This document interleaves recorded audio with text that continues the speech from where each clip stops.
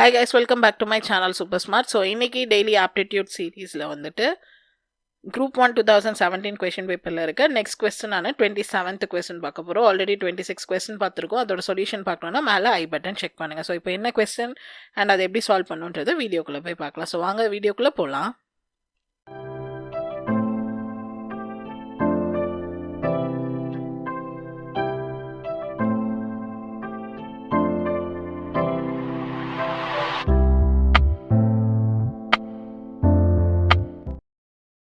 So உங்களுக்கு நான் இப்போ வந்து கண்டினியூஸாக போட்டுட்ருக்க குரூப் 1 2017 கொஷின் பேப்பரில் இருக்கிற கொஸ்டின்ஸ் எல்லாம் சால்வ் பண்ணி இருக்க பிடிஎஃப் வேணும் அப்படின்னு சொல்லி நினச்சிங்கன்னா கீழே டிஸ்கிரிப்ஷன் பாக்ஸ் செக் பண்ணுங்கள். அதில் உங்களுக்கு நான் லிங்க் கொடுத்துருக்கேன்.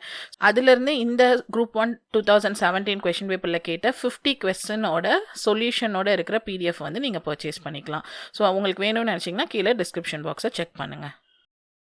ஸோ 27th கொஸ்டின் என்னென்னா, ஒரு வால் வந்து இருக்குன்னு சொல்லிட்டாங்க.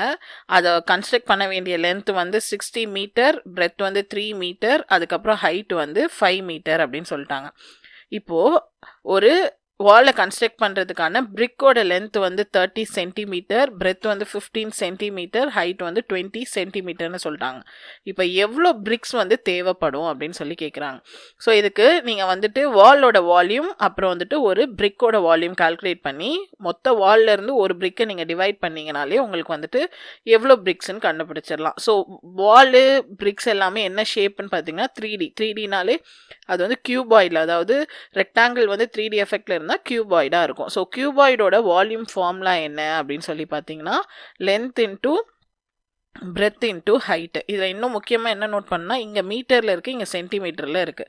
ஸோ இப்போ வாலோட லென்த்து எல்லாத்தையுமே வந்து நம்ம என்ன பண்ணலான்னு பார்த்தீங்கன்னா சென்டிமீட்டரில் வந்து கால்குலேட் பண்ணிடுவோம். ஸோ லென்த் வந்து 60 மீட்டர்னு கொடுத்துருக்காங்க. இப்போ சென்டிமீட்டரில் நம்ம பண்ணோம்னா இன்டூ 100 பண்ணோம். அப்போ 6000 சென்டிமீட்டர்னு வரும். அடுத்து பிரெத்து வந்து 3 மீட்டர்னு சொல்லியிருக்காங்க.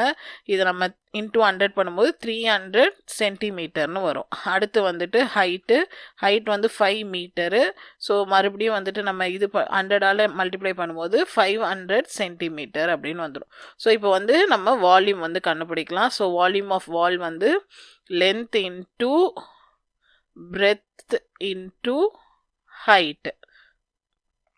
ஸோ 3 5s are 15 into 6 எவ்வளோ வரும்னு பார்த்தீங்கன்னா 90. ஸோ மீதி இங்கே ஒரு 3 0 இருக்குது, இங்கே ஒரு 2 0 இருக்குது, அங்கே ஒரு 2 0 வந்து இருக்குது.